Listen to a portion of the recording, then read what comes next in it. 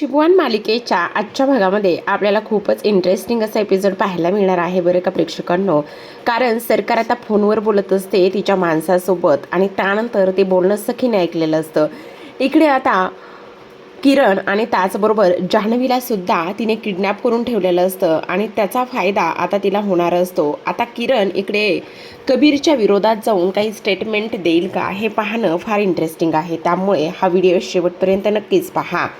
आता प्रेक्षकांनो, आपण मालिकेमध्ये पाहतोय सखीच्या हातामध्ये जे काही कडं आहे किंवा ब्रेसलेट आहे ते कानाच्या हळकुंडामध्ये अडकलेलं असतं आणि तेव्हा ते सोडून घेण्याचा प्रयत्न करत असतात. तेव्हा कान्हा म्हणत असतो गुंता झालाय हा. तेव्हा सखी म्हणत असते खरंच हा गुंता झालाय, सोडूया का? त्यावर आता इकडे कान्हा म्हणत असतो हो, कारण गुंता सोडवलेलाच बरा, हा गुंता वाढला तर आणखी अडकत जाऊ. तेव्हा सखी म्हणत असते मग तुला अडकायला आवडत नाहीये का? त्यावर कान्हा म्हणत असतो पण हा नात्यांचा गुंता कसा सोडवायचा तेच कळत नाही. त्याच वेळेला आता इकडे शेवटी सखी आणि कान्हा दोघांचा हातही एकमेकांच्या त्या ब्रेसलेटमध्ये आणि हळकुंडामध्ये अडकलेला असतो. तो कान्हा शेवटी काढून घेण्याचा प्रयत्न करत असतो. तेव्हा सखी म्हणत असते कान्हा, आणखी किती दिवस माझ्यापासून लांब पळणार आहेस? हे बघ, मी तुझी बायको आहे. मला माहिती होतं जेव्हा तू माझ्या गळ्यामध्ये मंगळसूत्र घातलं होतंस ना, तेव्हा मला असं वाटत होतं की तू माझ्या गळ्यामध्ये फास घातलायस. पण जेव्हा जेव्हा नातं उमलत गेलं आणि तेव्हा तेव्हा मला समजलं की तो माझ्यासाठी फास नाही, तर ते दुसरं तिसरं माझ्यासाठी काही नसून ते एक माझ्यासाठी खूप सुंदर असं गिफ्ट आहे. तेच मला गिफ्ट इथे आवडलंय आणि कान्हा तेच मी तुला सांगण्याचा प्रयत्न करत आहे. आणि त्याचबरोबर आणखी एक गोष्ट तुला मी सांगते कान्हा, हे बघ, ह्या सगळ्या गोष्टी विसरून जा. अरे नवरोबा, कान्हा महाडिक असं म्हटल्याबरोबर आता इथे त्याला पुन्हा आणखी त्या सर्व गोष्टी आठवायला लागतात. ज्या पद्धतीने आता इकडे जी काही त्याची आजी आहे त्या आजी बोलल्या होत्या की जेव्हा तुझी खरी ओळख तिला समजेल आणि जेव्हा तुझी खरी ओळख तिला समजेल तेव्हा ती तुला ॲक्सेप्ट करेल का? त्याचबरोबर आणखी एक गोष्ट मी तुला विचारते, तुला असं वाटतं का की तू कबीर किर्लोस्कर आहे ही गोष्ट समजल्यानंतर ती तुला ॲक्सेप्ट करेल म्हणून? हे बघ, असं अजिबातच होणार नाही. ती तुझा तिरस्कार करेल, समजलं? आणि तेव्हा त्याची तंद्री लागलेली असते. त्याच वेळेला आता इकडे सखी म्हणत असते काय चाललंय कान्हा, तुझी तंद्री हल्ली नेहमीच कुठे ना कुठेतरी लागती, सगळं काही ठीक आहे ना? असं ती त्याला विचारत असते. आणि तेव्हा कान्हासुद्धा म्हणत असतो हो, सगळं ठीक आहे, काहीच काळजी करण्याची गरज नाही आहे. तर आता इकडे आपण पाहतो सखी आता ते मोरपंख हातामध्ये घेते आणि म्हणत असते खरं तर तुला सांगू का कान्हा, आपण नवरा बायको तेव्हाच योग्य असू जेव्हा इथे आपल्यामध्ये असलेलं हे मोरपंख जे आहे ना, ते मोरपंख निघून जाईल आणि त्याच दिवसाची मी वाट बघते. त्याच वेळेला आता इकडे दुसऱ्या बाजूला कान्हा विचार करत असतो सखी मॅडम, तुम्हाला एक गोष्ट सांगू का, हे जे काही तुमच्या हातामध्ये पंख आहे ना, हे मोरपंख निघून तेव्हा जाईल जेव्हा सगळ्यात महत्त्वाची गोष्ट म्हणजे की इथे मी तुम्हाला कबीर किर्लोस्कर म्हणून तुमच्यासमोर येईल आणि तुम्हीसुद्धा मला कबीर किर्लोस्कर म्हणूनच स्वीकाराल, असं तो बोलत असतो. दुसऱ्या बाजूला आता तेजस्विनी इथे ड्रिंक घेत असते, एकटीच खोलीमध्ये असते आणि तेव्हा म्हणत असते खरंच ग माझी ताई, खरं सांगू का, तू कुठे असशील, कोणत्या डेस्टिनेशनला असतील ते मला माहिती नाही, पण चिअरअप असं ती तिला म्हणत असते आणि स्वतःच ड्रिंक करू लागलेली असते. खरं सांगू का ताई, तुला एक गोष्ट, जेव्हा मी सरकार होते ना, सरकार म्हणून जेव्हा जेव्हा मी ह्या सगळ्या गोष्टी करत होते ना, तेव्हा तेव्हा मला ते काहीच मिळत नव्हतं. पण जेव्हा मी इकडे तेजस्विनी म्हणून हे सगळं काही करायला लागले ना, तेव्हापासून माझ्यासोबत बरीच काही कोडी इथे उलगडत गेली आणि बरीच काही कोडी उलगडल्यानंतर तुला अजून एक गोष्ट सांगते, काही जरी झालं ना तरीसुद्धा मला फक्त आणि फक्त इथे सरकार म्हणूनच मिरवायचं आहे, पण ना की इथे ही सगळी प्रॉपर्टी मला माझ्या नावावर करून घ्यायची आहे, असं सुद्धा ती बोलत असते आणि खुनशी हसत असते. तेव्हा इकडे आकाशाकडे बघूनच म्हणत असते ताई, खरं सांगू का गं, तुझी सखी त्या दिवशी म्हटली होती माय मरो आणि मावशी जगो, खरंच अगदी तसं झालेलं आहे बघ. मायमरो आणि मावशीचं गो असंच झालेलं आहे बघ ना. काय हा प्रकार आहे असं सुद्धा ती बोलत असते. आणि ताई तुला अजून एक गोष्ट सांगते. आपल्या बाबांनी आपल्याला 2 गोष्टी शिकवल्या होत्या. त्यातली चांगली गोष्ट तू घेतलीस ग, पण वाईट गोष्ट मला मिळाली. आता वाईट गोष्ट मला मिळाली त्यात माझी काय चूक आहे? काही चूक नाही आहे ना. असं म्हणून पुन्हा आता ती तिचं एन्जॉय करत असते. आता एन्जॉय करत असताना तेवढ्यातच आता फोन वाजतो. कपाटामध्ये गुपचूपच लपून ठेवलेला फोन काढून घेते आणि फोन काढून घेतल्यानंतर विचार करत असते आता हा फोन कोणाचा आहे. तेवढ्यातच तिच्या माणसाचा तिला फोन आलेला असतो आणि सांगितलेलं असतं की एकच माहिती मिळाली आहे आणि त्या किरणनं फारसं काही सांगितलेलं नाही. तेव्हा काय सांगितलं किरणनं? तेव्हा तो म्हणत असतो किरणने एवढीच एक गोष्ट सांगितलेली आहे की एक व्यक्ती आहे, एक व्यक्ती म्हणजेच की राजलक्ष्मी किर्लोस्करांच्या वरती एक माणूस आहे जो ही सर्व प्रॉपर्टी सांभाळू शकतो. कोण माणूस आहे ते नाही कळलं, ते नाही समजलं. आणि तेव्हा तो म्हणत असतो नाही समजलं मग आता काय करायचं? तेव्हा सरकार म्हणत असते काय करायचं हा प्रश्न नाही आहे, उचला त्या किरणला उचल आणि पुढे तुला काय करायचं आहे हे तर चांगलंच माहिती, मग त्या किरणला उचलायचं. असं सांगितल्याबरोबर आता लगेचच इकडे तिचा माणूस किरणला उचलणार असतो. आणि त्यानंतर आता इकडे ती म्हणत असते किरण आता तुझं काही खरं नाही आहे. किरण तुझा जीव जो आहे ना तो फक्त आणि फक्त एका पोपटामध्ये गुंतलेला आहे. मग तो पोपट कोण आहे हे मला सुद्धा माहिती. काय करणार गं ताई मी आता? काहीच नाही करू शकत. कारण तुला माहिती ना मला काय हवं आहे. मला फक्त आणि फक्त इथे प्रॉपर्टी हवी आणि मी प्रॉपर्टीसाठी काही करू शकते ही गोष्ट तर तुला चांगलीच माहिती आहे. असं आता इकडे ती बोलत असते आणि पुन्हा एकदा खुनशी हसत असते आणि तिचं पुन्हा एकदा ड्रिंक ती एन्जॉय करत असते. त्याचबरोबर आपण पाहतो की इथे आता ती म्हणत असते फक्त आणि फक्त एकच दिवस, एकच रात्र, एका दिवशी आणि एका रात्री सगळ्या गोष्टी समोर येणार आहेत. काही जरी झालं ना तरी सुद्धा इथे ती कोण आहे त्याचबरोबर हे सगळं काय आहे हे समजणार आहे. आता आपण पाहतो इकडे दुसऱ्या बाजूला दुसऱ्या दिवशी सकाळची वेळ असते आणि सखीने वकिलांना बोलवलेलं असतं. हे वकील जवळपास राघव कामतांचं सगळं काही जे लिगली आहे ते सगळ्या गोष्टी ते हँडल करतात. आणि तेव्हा सखी म्हणत असते वकील साहेब नमस्कार. खरं तर हे सगळे ओरिजिनल प्रॉपर्टीचे डॉक्युमेंट्स आहेत. जी सगळी प्रॉपर्टी माझ्या नावावर आहे. आता मला ती सगळी प्रॉपर्टी माझ्या आईच्या नावावर करायची आहे. आणि तेव्हा आता इकडे ते म्हणत असतात पण मी काय म्हणतो जरा ऐकून घ्या ना. हे बघा ही सगळी प्रॉपर्टी राघव सरांनी तुमच्या नावावर केलेली आहे. हे काहीतरी विचार करूनच केलेलं असेल ना. म्हणजे आत्ता तुम्ही हा जो काही निर्णय घेतलाय त्यामध्ये मी जास्त फारसं काही बोलू शकत नाही. पण तरीसुद्धा मी तुम्हाला सांगतो राघव सरांनी हा जो काही निर्णय घेतला होता तो काहीतरी विचार करूनच घेतला असेल ना. मग तुम्ही अशी ही प्रॉपर्टी इथे ही ट्रान्सफर करायचं म्हणताय. तेव्हा ती म्हणत असते आत्तापर्यंत मला फार भीती होती. खरं तर ती सरकार होती.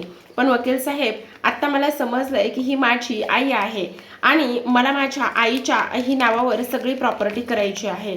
त्याच वेळेला ते म्हणत असतात पण सगळ्या ह्या गोष्टींचा एकदा विचार करा तुम्ही, म्हणजे उद्या जाऊन काही प्रॉब्लेम व्हायला नको.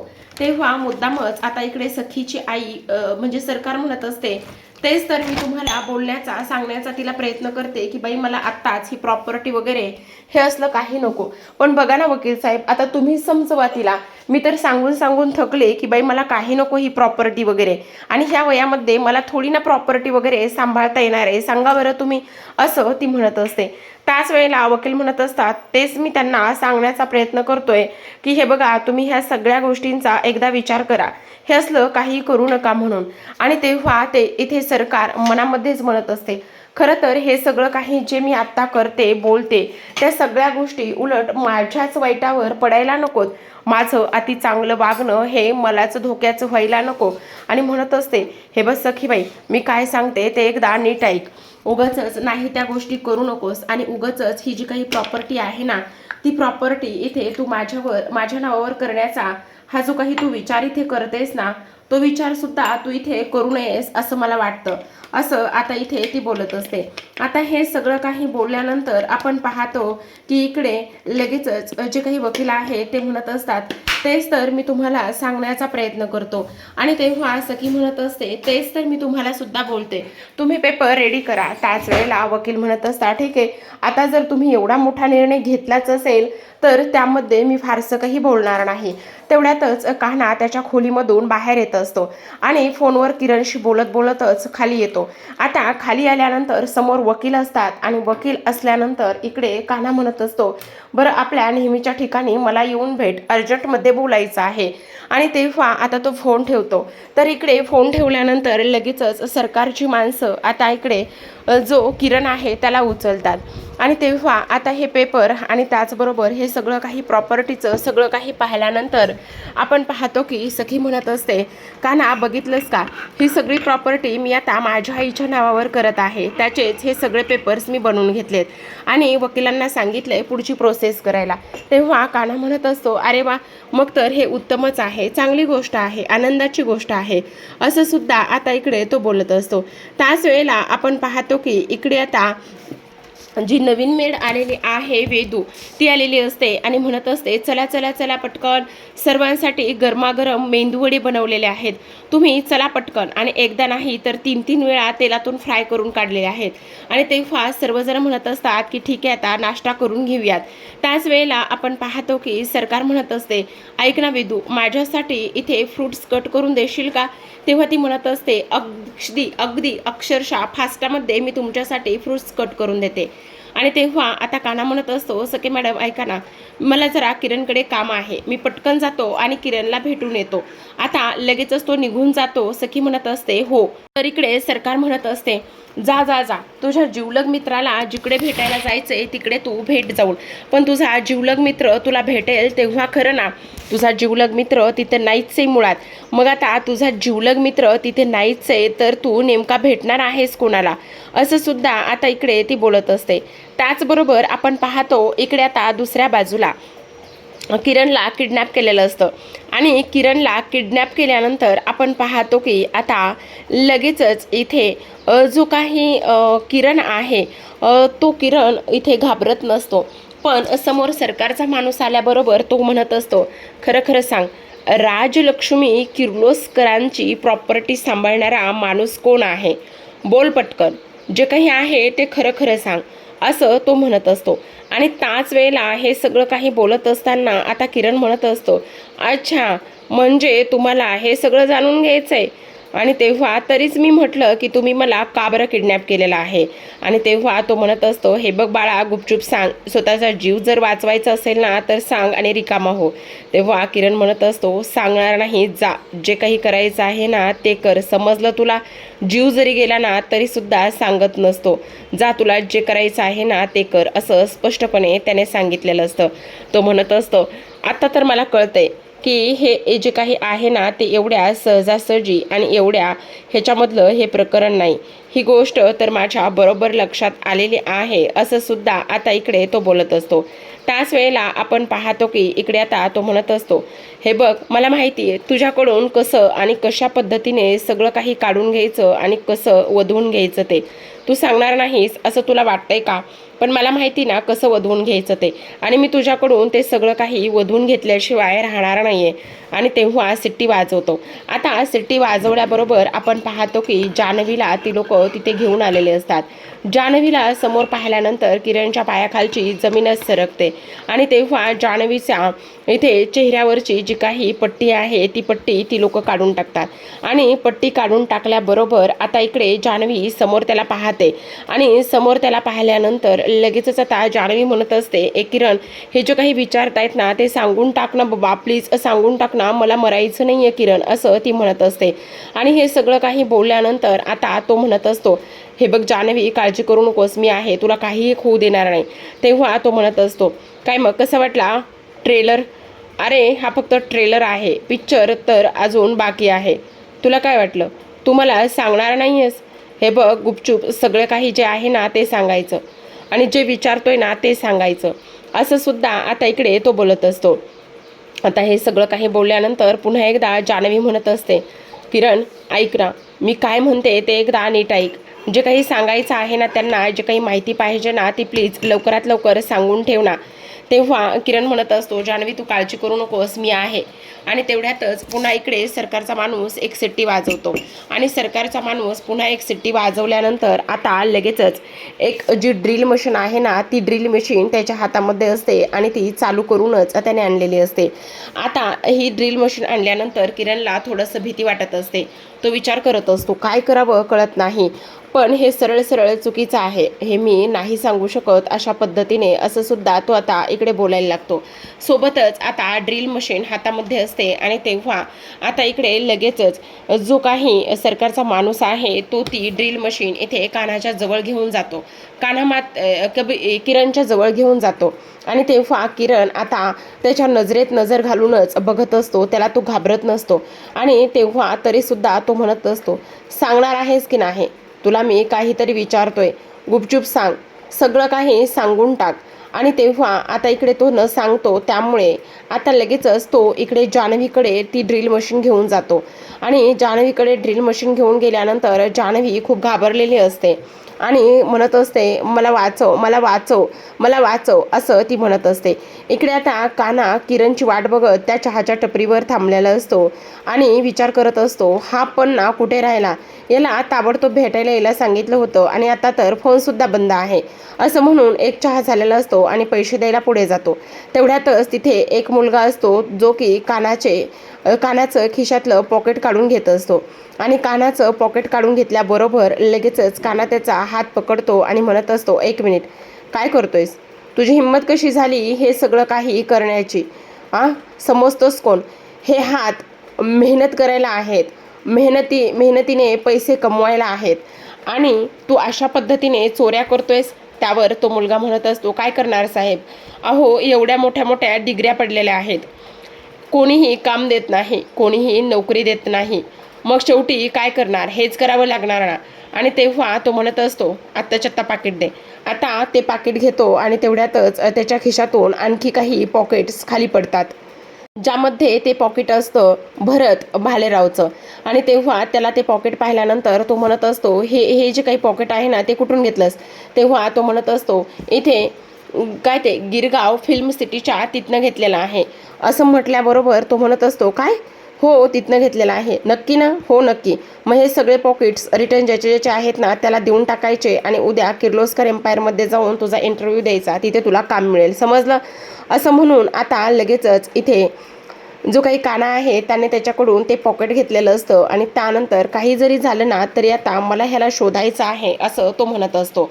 आणि तो फोटो आणि त्याचबरोबर ते सगळं काही तो पाहतो आणि म्हणत असतो, खोटा पोलीस बनतोयस ना, आता बघ तुझी कशी वाट लागतोय ते. पण अजून तरी किरण मात्र आलेला नसतो. तर आता आजच्या भागामध्ये एवढंच. उद्याचा भाग तर फार इंटरेस्टिंग आहे बरं का, कारण उद्याच्या भागामध्ये आता इकडे सरकार खोलीमध्ये बोलत असते आणि सरकार खोलीमध्ये बोलत असताना आता इकडे ती तिच्या माणसाशी म्हणत असते, काय झालं, काही माहिती मिळाली का. तेव्हा तिकडून आवाज येतो, नाही मॅडम, आणखी काही माहिती मिळाली नाही आहे. मग त्या मुलीचं काय करायचं. त्याच वेळेला आता इकडे ती म्हणत असते, काय करायचं म्हणजे, जोपर्यंत तो सगळी माहिती सांगत नाही तोपर्यंत टॉर्चर करत राहा, काही जरी झालं ना तरीसुद्धा आपल्याला सगळी माहिती मिळालीच पाहिजे. आता तुम्हाला एक गोष्ट सांगू का, हा खूपच सच्चा इमानदार आहे आणि तो काही सांगत नाही, फक्त एकच नाव कळालेलं आहे आणि ते म्हणजेच की कबीर किर्लोस्कर. त्याच वेळेला आता तेजस्विनी म्हणत असते की काही जरी झालं ना तरीसुद्धा आता इकडे हा जो काही कबीर किर्लोस्कर आहे ना त्याला कान्हाच्या विरोधामध्ये उभं करता येईल. तर इकडे आता कान्हा त्या ॲड्रेसवर जाऊन पोहोचलेला असतो. तिथे पोहोचल्यानंतर जो त्या दिवशी पोलीस बनून आलेला असतो त्याला कान्हाने पकडलेलं असतं आणि त्याला पकडल्यानंतर तो त्याची कुत्र्यासारखीच धुलाई करत असतो. तर इकडे दुसऱ्या बाजूला मात्र जी काही सरकार आहे ती म्हणत असते, आता मग कबीर किर्लोस्कर ह्याला कान्हाच्या विरोधामध्ये उभं करायचं. तेवढ्यातच सखी आलेली असते आणि सखीने हे सरकारचं बोलणं फोनवरचं ऐकलेलं असतं. जेव्हा सखी समोर उभी असते तेव्हा मात्र तिच्या पायाखालची जमीनच सरकते. तिला खूप भीती वाटते आणि भीती वाटल्यानंतर ती विचार करते, आता काय करू, सखीने मला पाहिले आणि त्याचबरोबर सखीने माझं बोलणं ऐकले. आता काय करावं ह्या गोष्टी मला समजत नाही, असं सुद्धा आता इकडे ती बोलत असते. तर आता प्रेक्षकांनो, इकडे कान्हाला सरकारने मला इकडे तिथे पाठवलं होतं, बोलवलं होतं, ही गोष्ट तो सांगत असतो. तर आता दुसऱ्या बाजूला मात्र सखीने हे सत्य पकडलेलं असतं. तर पाहत रहा लपंडाव. भेटूयात उद्याच्या भागामध्ये. तोपर्यंत धन्यवाद.